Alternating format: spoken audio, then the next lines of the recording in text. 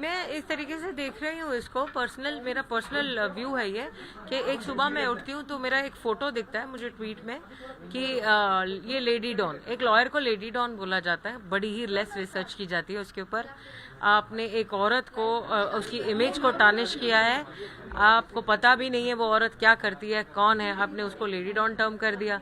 Sir मैं एक lawyer हूँ, सर मैं औरतों के लिए लड़ती हूँ, आप इतने बड़े प्रवक्ता हो, आप इतने बड़े नेता हो, आपको थोड़ा सा तो दिमाग रखना चाहिए कि आप एक लॉयर को डॉन बोल रहे हो, कॉन्स्टिट्यूशन के इंसान को, पर्सन ऑफ कॉन्स्टिट्यूशन को आप एक डॉन बोल रहे हो।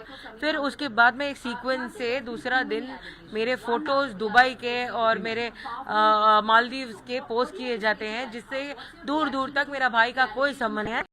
मेरा भाई मुझे एयरपोर्ट पर छोड़ने आया था, वो बोलने आया था कि अपनी तबीयत का ध्यान रखो, आप जा रहे हो, आप अकेले हो, आप अपनी तबीयत का ध्यान रखो। वो अगर भाई का बहन को मिलना और अगर भाई बोलना गलत बात है तो नवाब मलिक जी को लगना चाहिए बुरा। उन्होंने दुबई ट्वीट कर दिया, उन्होंने मालदीव ट्वीट कर दिया। मैं अपनी फैमिली के साथ गई थी, मैं उनके साथ गई भी नहीं थी।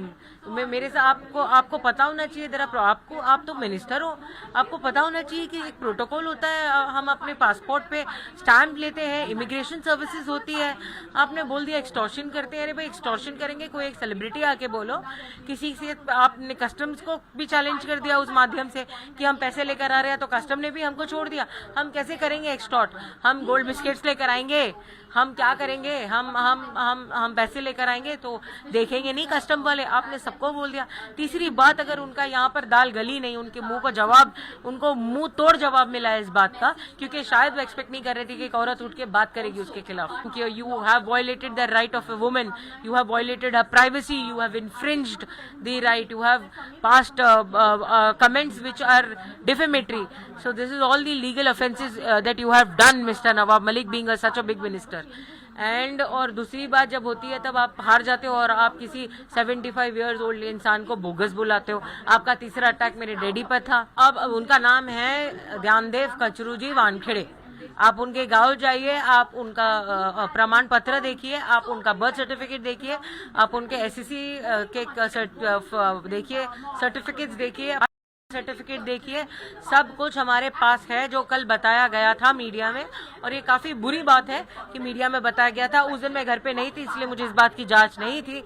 लेकिन एक 75 ईयर ओल्ड के आदमी को अगर एक मीडिया के ट्रायल पे बैठकर अपनी 75 ईयर्स की मेहनत का इस तरीके से दिखाकर, सर्टिफिकेट दिखाकर जवाब देना पड़ेगा। अगर मेरा भाई जो एक ऑनेस्ट ड्यूटी करता हो, उनके ऊपर इंक्वायरी बैठ सकती है, तो आप ये नेशन को एक गलत मैसेज दे रहे हो कि आगे से आके कोई एक भी आदमी कोई ऑनेस्ट काम ना करे, क्योंकि उनकी औरतों, उनके पिताओं और उनकी मरी हुई माता तक के ऊपर आपके ऊपर उठाए जाएंगे, इल्जाम बुलाए जाएंगे और उनकी जो भी प्राइवेट राइट्स है उनको आप इन्फ्रिंज करो। झूठा फरेबी तरीके से आरोप लगा रहे हैं। मुझे तो लगता है उसके पीछे एक बहुत बड़ा रैकेट है, एक बहुत बड़ा ड्रग सपोर्ट है, एक काइंड ऑफ फुल, एक जो ये कैटेगरी है जो पूरे ड्रग्स लेते हैं, उनका कोई बहुत बड़ा सपोर्ट है, फाइनेंशियल सपोर्ट तो है ही।